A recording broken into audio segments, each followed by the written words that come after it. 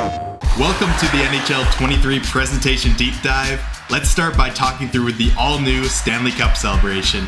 We've really upped our game when it comes to the Stanley Cup Celebration. In previous years, we've had a non-interactive sequence, and that's worked pretty well, but this year we wanted to give the players some agency. It's fully interactive. One of the biggest wish fulfillment moments is that tradition in the real NHL of who gets the cup next. We're going to populate the list of names based on approximately 65 different stories that we're tracking under the hood, from the veteran that has never won the Stanley Cup to the assistant captain that also leads the team in goals. When the user selects a player, we hear through the commentary, we justify that decision. Well, here was a key contributor, tied for most goals on the team en route to a Stanley Cup win, Ray. Well, I was just most impressed with how he played game to game. And then at some point in the playoffs, I'm like, he's scoring all the time. It looks awesome. Obviously, we've completely re-mocapped the entire sequence, but we've also added effects, confetti falling from the roof, and of course, like the sparklers that are firing in the background, and it all looks tremendous. After the Stanley Cup has been won, we have this moment where, and this is true wish fulfillment, where you finally get to see your name etched on the Stanley Cup. Whatever the player list of the team is, you're ultimately going to see that name etched in the Stanley Cup, and it's a really cool sequence. It's a total revamp of one of the greatest moments inside of our game.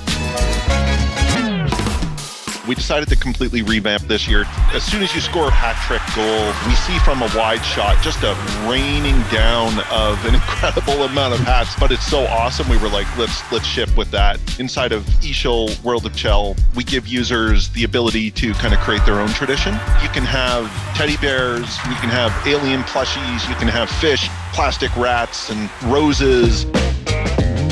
The work we did in game day atmosphere really changes the entire game. We did a total overhaul of the crowd audio this year. When something happens on the ice, you'll hear it from the crowd.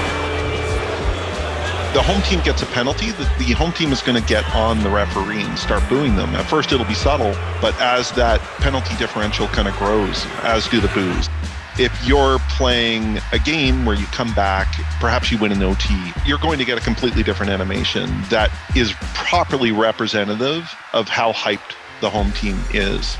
The intros were in need of some maintenance. We knew we wanted to add some more emotion. If you're familiar with what we call on-ice projections, these big animated graphics that get projected onto the ice during the pregame, we've added them this year. And it's not just for authentic teams, but it's also for World of Chell and Eashel. You actually see the fans waving around these awesome light sticks.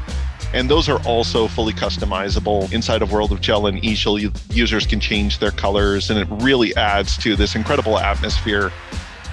We're finally adding the national anthems, and what you'll hear is the final few chords of the respective national anthem, and the players will be lined up at their respective blue lines. In World of Chell and Eashel, users will be able to select and customize whichever flag they want from all the major hockey nations.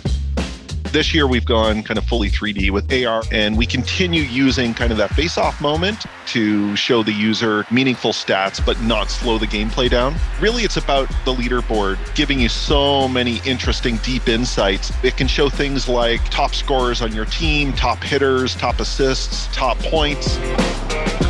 It's all about the players, and wanted to bring it home through getting the proper skin shading model and eye shading model. By aligning with the other sports titles, we have a massive amount of engineering power that we can access. We have the skin dual lobe shader, which allows us to adjust the light bouncing off the epidermis and hitting the oil on top of the skin, so we can simulate sort of mild exertion without them looking too greasy, of course. And then we have the dual lobe shading on the eyes also. So it represents like the spec response of light that goes to the cornea, and you get all this sense of light reflecting off the eyes.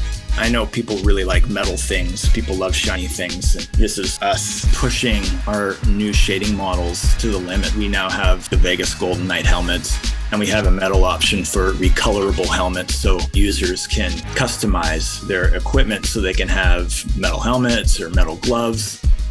A fan favorite, you can pick a mirrored visor within the customization flow. Players look super cool. You can go all metallic and get your mirrored visor and go full Terminator on the ice.